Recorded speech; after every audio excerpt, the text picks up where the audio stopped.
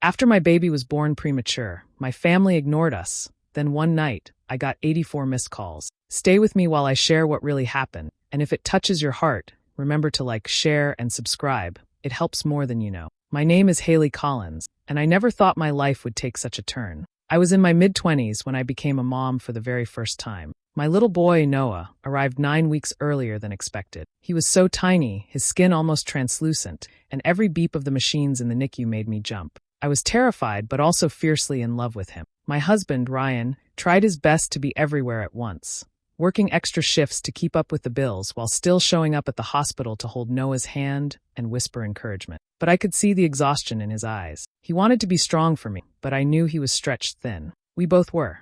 Before Noah was born, my parents, Carol and Frank, and my younger sister, Madison, promised me over and over that they'd be there when the time came. "Don't worry, Haley, you'll never be alone," they said. They told me they'd help with meals, babysitting, even just keeping me company. I believed them. I clung to those words like a lifeline, thinking that no matter how scary motherhood might get, at least I'd have my family beside me. But once Noah arrived, it was like the ground opened up and swallowed them whole. The phone calls stopped. The visits never came. My messages were left on read. Days passed, then weeks, and still nothing. I tried to tell myself maybe they were giving us space. Maybe they didn't know what to say. But deep down I knew. They had simply chosen not to show up. They weren't too busy. They just didn't want the responsibility. Recovering from a C-section wasn't easy. Every movement ached, and some nights I cried myself to sleep from the pain. But worse than the physical pain was the silence. The silence of waiting for the knock on the door that never came. The silence of knowing my own family, the ones who had sworn they'd be there, had abandoned me when I needed them most. I would sit in Noah's room, rocking him slowly, listening to his tiny breaths, and I felt both stronger and weaker than ever before. Stronger because I had no choice. I had to keep going for him. We were fighting this battle together. But weaker because in the back of my mind, I wondered, why didn't they love us enough to show up? Every time Ryan left for work, I promised myself I wouldn't break down. But in the quiet hours of the night, with Noah cradled in my arms, the tears came anyway. The girl who once believed in her family's promises was gone. In her place was a mother, tired, hurt, but determined, that Noah would never feel the same abandonment I did. The nights blurred together into endless hours of rocking, feeding, and watching monitor. Noah's tiny body needed so much care that Haley barely slept. Every squeak, every little cough, jolted her awake in fear. She learned to live on broken hours of rest, her mind running on autopilot as she measured formula, cleaned bottles, and whispered lullabies into the dimly lit room. Doctor visits became routine. Each week, she packed up Noah's things with military precision: diapers, wipes, extra clothes, bottles, because one wrong move could mean Noah catching something dangerous. Sitting in the waiting room, surrounded by parents with healthy, chubby babies, Haley felt both proud and invisible. Proud because Noah was fighting so hard. Invisible because no one seemed to notice the dark circles under her eyes or the strain in her voice. Meanwhile, Ryan was doing everything he could. He picked up double shifts, working until his hands ached, trying to cover the mountain of bills that stacked higher with each hospital appointment. Haley was grateful, but it also meant she spent most of her time alone. The days were long, the nights longer. When Ryan finally came home, his face pale with exhaustion, she forced herself to smile. They rarely had time to talk. Survival left little room for comfort. Her phone would buzz sometimes with messages from family. "Hope you're doing well. Give the baby a kiss from us." Simple, flat words that felt more like obligations than real care. Not once did they offer to visit, cook a meal, or sit with her so she could nap. The people who had promised to stand by her were keeping their distance, and Haley began to see the truth. It wasn't by accident. At first, she tried to make excuses for them. Maybe they were overwhelmed too. Maybe they didn't know what to say. But deep down, she understood. They didn't want the burden of Noah's fragile health. They didn't want to step into the hard, messy parts of motherhood. They wanted the smiles and photo opportunities, not the sleepless nights and hospital alarm. The realization hit her hardest when she scrolled through social media late one night. There was Madison, her younger sister, posting glossy pictures of her perfect home, her smiling kids, her weekends filled with brunches and laughter. Each caption sparkled with joy. Every picture painted the life of a supportive, tight-knit family. Haley stared at the screen, the bitterness rising like bile. How could Madison brag about being a family-first mom when she hadn't even bothered to see her fragile nephew? Resentment began to grow quietly but powerfully in Haley's chest. It wasn't just about being ignored anymore. It was about betrayal. She had counted on them, trusted them, believed in their promises. And now, as she sat rocking Noah in the quiet hours of the night, she vowed never to forget this silence. Because silence, she realized, speaks louder than words ever could. One afternoon, after another sleepless night and a long doctor's visit with Noah, Haley broke down. Her hands shook as she dialed her mom's number. When Carol answered, Haley's voice cracked. She begged for help, her words tumbling out between sobs. Just a few hours of rest. Maybe someone to hold Noah so she could shower, anything at all. For a moment she thought her mom might soften, but Carol's voice was flat. "I'm too busy, Haley. You'll figure it out. You wanted this life." Then she hung up. Haley sat frozen on the couch, phone in her lap, tears blurring her vision. The rejection stung sharper than she expected. This wasn't just her mom saying no. This was her mom turning her back when Haley had finally admitted how much she was drowning. A few days later, the wound cut deep. A cousin dropped by with groceries, trying to be kind, and in an unguarded moment mentioned something Haley wished she hadn't heard. "Your mom and Madison said you're just being dramatic. They think you're exaggerating. They said you chose this life, so you can handle it." The words hit like a punch. Dramatic? Chose this life? She wanted to scream, to ask if any of them knew what it felt like to sit by a premature baby's bed, praying with every ounce of her soul that he'd keep breathing. Instead, she stayed quiet, forcing a smile for the cousin, but inside something broke. From that moment, she stopped reaching out. No more texts, no more calls. She deleted half-written messages before sending them. It was clear, her family had made their choice. And now she would make hers. But the weight of carrying everything alone began to show. Her body ached constantly, her C-section scar pulling whenever she moved too quickly. Nights were long and hollow, filled with tears she tried to hide from Ryan. Food lost its taste, and even laughter felt heavy. Postpartum depression crept in quietly, whispering that she wasn't enough, that Noah deserved better than a mother who felt like she was falling apart. Still, every morning she got up. She fed Noah, changed him, held him close when he whimpered. He was her anchor, the reason she kept moving forward when everything else tried to drag her under. She told herself over and over, "He needs me. I can't give up. Not now." One night, as she rocked him in the dim light of his nursery, she whispered a promise. If her family couldn't love Noah when he was fragile, when he needed them most, then they would never get the chance to claim him later. They didn't get to swoop in when it was convenient, when he was strong and smiling. No, her son would grow up knowing who truly stood by him. It was a quiet vow, but in her heart, it felt unshakable. For Noah, she would endure. And for her family, she would never forget. The weeks turned into months, and little by little, the heaviness around Haley's heart began to shift. Noah, once so fragile and impossibly small, started to fill out. His cheeks grew rounder, his cries louder, his tiny fists stronger. The first time the scale showed he had gained a full pound, Haley almost cried in the doctor's office. But this time they were tears of relief. Every ounce meant he was fighting, and every ounce gave her strength. With each passing day, Haley grew more confident. The feeding schedules that once left her panicked and second-guessing herself became second nature. She learned which lullabies calmed him fastest, how to swaddle him just right, and how to read the difference between a hungry cry and a tired one. The long nights didn't vanish, but they grew less frightening. Instead of trembling with worry, she found herself rocking Noah gently, whispering stories about the world he'd grow up in. The bond between mother and son deepened in ways words couldn't describe. When Noah's eyes followed her across the room, when his tiny fingers wrapped tightly around her, Haley felt an unshakable connection. He wasn't just her baby, he was her purpose, her reason to keep going. Meanwhile, Ryan's hard work began to pay off. After months of long hours and missed dinners, he finally came home one evening with a smile Haley hadn't seen in a long time. He had been promoted, and the extra income meant the constant pressure of bills would finally ease. For the first time since Noah's birth, they allowed themselves to dream beyond just surviving. They could start planning for the future, not just bracing for the next crisis. One quiet night, as they sat together watching Noah sleep, Haley realized something important. It was the three of them against the world, and maybe that was enough. She had spent so much time aching over the absence of her family that she had overlooked what she already had.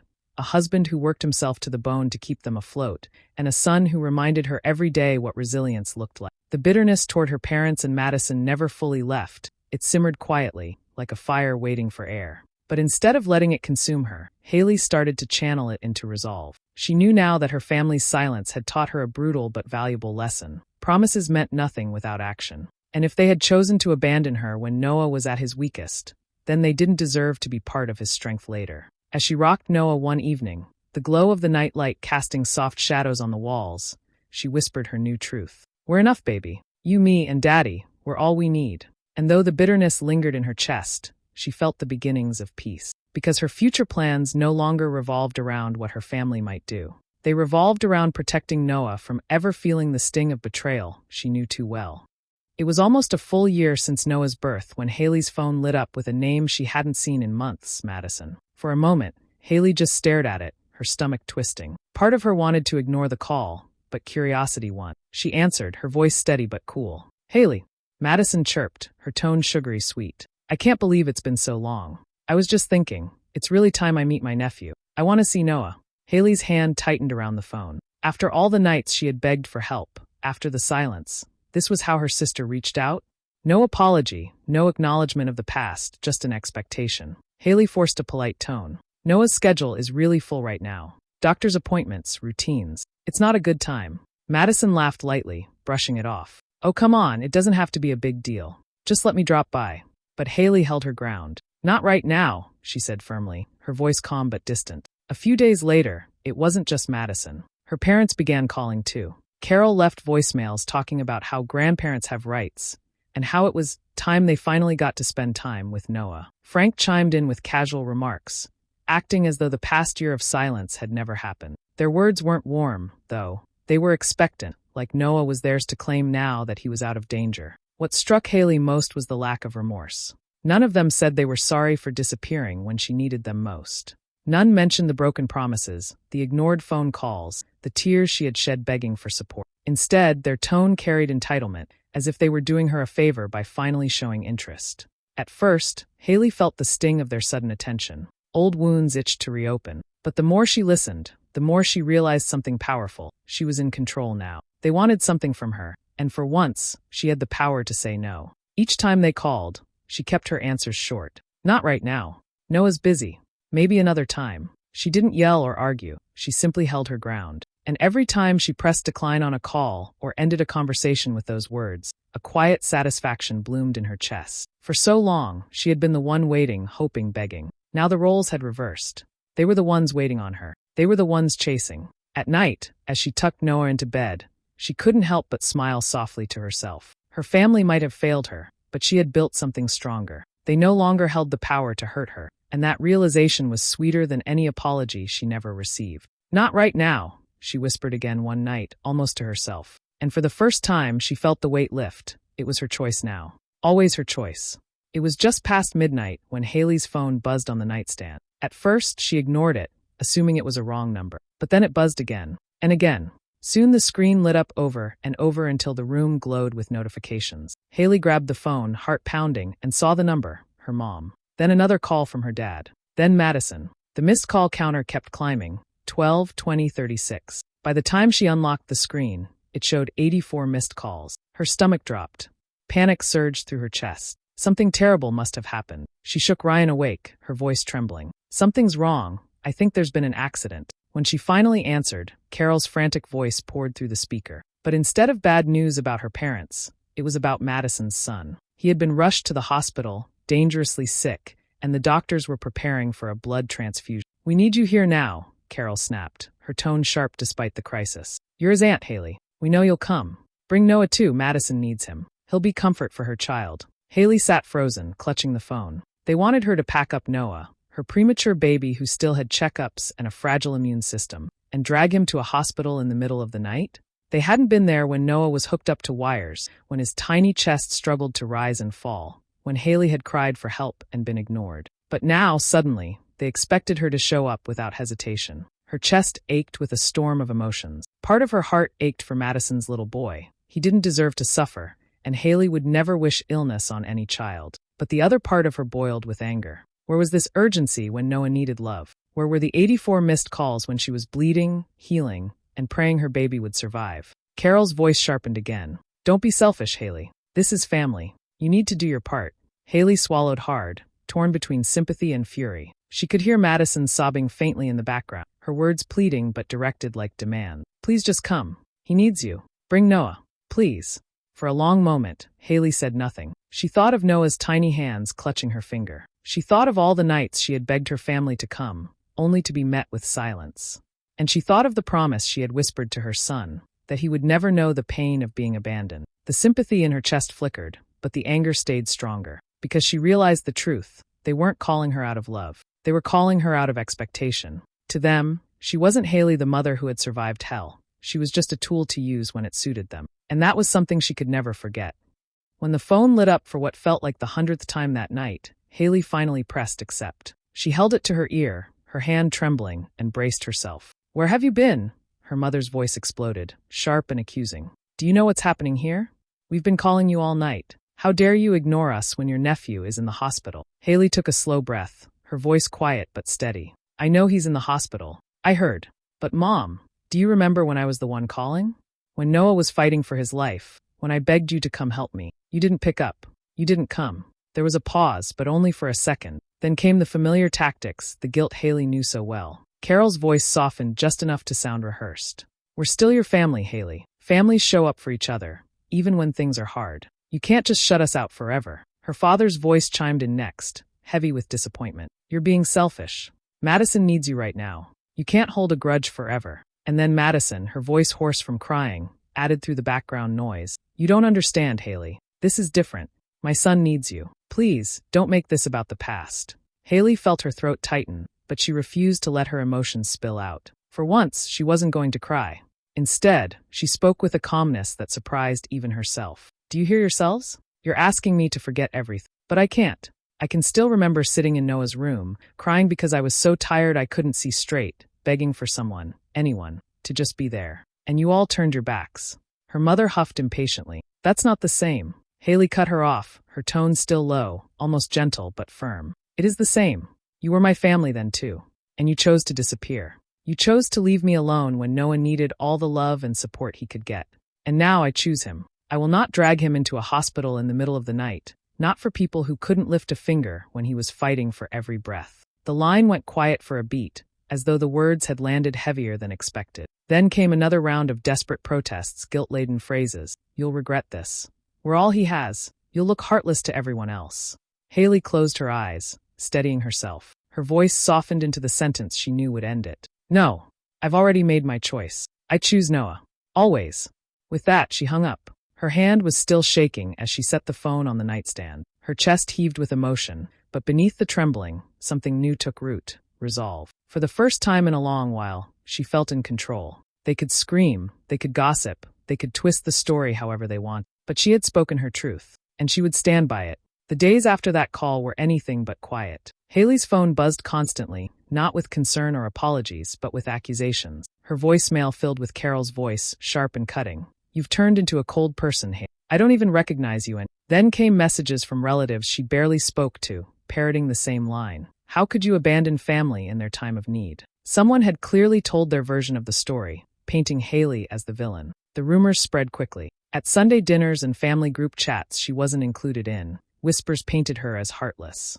They told people she refused to come to the hospital out of spite, that she was punishing Madison for something small, that she was too proud to forgive. Every word dripped with venom, but Haley didn't respond. She read the texts, listened to the angry voicemails, and quietly deleted them all. Ryan noticed her silence and sat down beside her one night, his arm around her shoulder. "You're doing the right thing," he said firmly. "Let them say what they want. They weren't there when Noah needed them. You don't owe them anything now." Haley leaned into him, letting his steady presence ground her. Deep down, she knew he was right. Her only duty was to Noah, the little boy who needed his mother strong, not crumbling under the weight of other people's judgment. Meanwhile, updates about Madison's son trickled in through extended family. The boy had stabilized, thanks to the tireless work of doctors and nurses. He was recovering, healing without Haley ever having been involved. The bitter irony wasn't lost on her. They had demanded she risk Noah's health, dragged her through guilt and accusations, but in the end, she had never been needed at all. The hospital staff had done their jobs,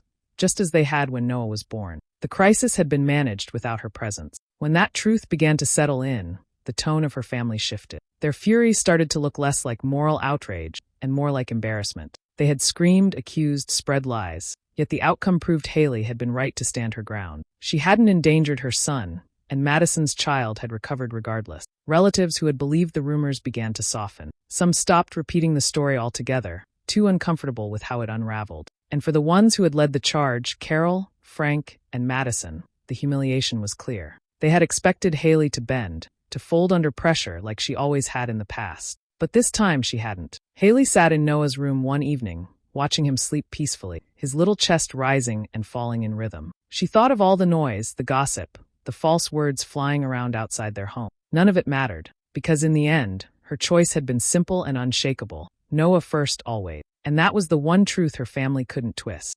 Haley never shouted at them. She never sent long messages demanding apologies or staged a dramatic goodbye. Her revenge came quietly, without fire or fury. She simply stopped opening the door to people who had already proven they wouldn't stand beside her when it mattered. Silence became her shield, and it was stronger than any fight could have been. She didn't cut them off with grand declarations. She just didn't let them in. When her parents called asking about Noah's milestones, she answered with vague replies, short and polite. When Madison sent pictures of her kids and expected the same in return, Haley kept her responses clipped. There was no warmth, no invitation for closeness. The message was clear without needing to be spoken. You chose to disappear, and now you stay on the outside. Noah's first birthday arrived, a milestone Haley once imagined would bring the family together. But when the day came, she didn't even consider sending invitations to her parents or Madison. Instead, the living room was filled with balloons, laughter, and people who had actually shown up over the past year. Ryan was there, proud and smiling. A few of Ryan's coworkers came, bringing small gifts. And most importantly, Haley's new mom group friends surrounded her like family, holding Noah, singing, and snapping pictures as though he were their own. Not once did she glance at her phone to check for her parents' messages. They weren't part of this moment, and she didn't miss them. Noah's laughter as he smeared frosting across his cheeks was more than enough. Over time, the replacements for her family grew naturally. The women from the mom group became her support system. They traded babysitting favors, dropped off soup when one of the kids was sick, and sat with Haley on rough days to remind her she wasn't alone. These were the people who showed up without being asked, who didn't need to be guilted or begged. Ryan, too, blossomed in this new circle. With the financial pressure lighter and Noah growing stronger, he laughed more, relaxed more, and took pride in the family they were building on their own terms. Their little trio felt unbreakable, no longer shadowed by the weight of those who had abandoned them. Haley realized that silence was the purest form of revenge. By never inviting her parents or sister back into the center of her life, she denied them the chance to claim Noah when it was easy and convenient. She didn't need to scream about their betrayal. She simply lived better without them. One evening, as she watched Noah play on the carpet with blocks while Ryan cheered him on, she felt it settle in her heart.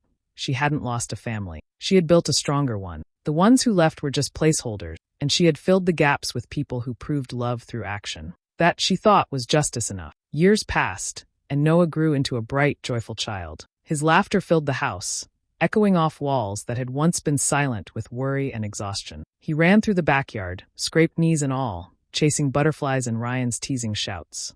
Haley watched him from the porch, smiling, feeling a warmth that had nothing to do with the sun and everything to do with the life they had built together. Noah's health remained strong, his personality blooming with every passing year. He was curious, kind, and fearless, the kind of little boy who asked questions that made Haley think and laugh in equal measure. Every milestone, first steps, first words, first day of school, was celebrated with a family of choice who had never left her side. Mom, friends, neighbors, Ryan's steady presence. They were her pillars, her constant. Occasionally, the phone would ring. It was always them. Carol, Frank, Madison, even distant relatives who had once whispered about Haley's heartlessness. They called to check in, sometimes offering awkward congratulations for birthdays or school achievement. Haley would answer politely, sometimes exchanging a few words, but there was a wall now, invisible but impenetrable. She had learned the lesson that silence and absence can teach. Trust, once broken, is not easily restored. She didn't hate them anymore. Anger had softened into a distant ache, but she never forgot. Each call reminded her of the nights they had ignored her, the cries she had faced alone, the empty promises that had meant nothing. She held on to those memories not as poison, but as a compass, guiding how she would protect her son. One evening, as Noah snuggled into her arms after a long day of school and play, Haley rocked him gently. The house was quiet, the kind of still that only comes when the world is asleep except for the two of you. She smoothed his hair back, listening to his slow breathing, and whispered softly, almost as if to convince herself as much as him. You'll never know what it's like to be ignored by your family, because I'll never let that happen to you. Noah stirred slightly, murmured a tiny sound, and snuggled closer. Haley held him tighter, feeling the weight of years of struggle, worry, and heartbreak lift slightly. She had carried him through the hardest moments of life, and in doing so, had built a life where he would always be seen, always be loved. Her triumph was quiet, not shouted from rooftops or posted online. It wasn't about humiliating her family or proving a point. It was in the life she created, the joy she nurtured, the little hand that clutched hers with unshakable trust. Revenge, she realized, wasn't in punishment. It was in living well, in thriving when they had doubted her, in protecting Noah when they would not. And as she hummed a soft lullaby, rocking him to sleep, Haley felt a deep, unspoken satisfaction. Life had given her the final word, not through conflict or confrontation, but through love, strength, and quiet resilience. Betrayal had turned into power, and she would never look back. Do you think Haley made the right choice by keeping her distance from her family, or should she have given them another chance? Share your thoughts in the comments. I'd love to hear your opinion. And if you enjoy heartfelt stories like this, make sure to subscribe and hit the notification bell so you never miss an update.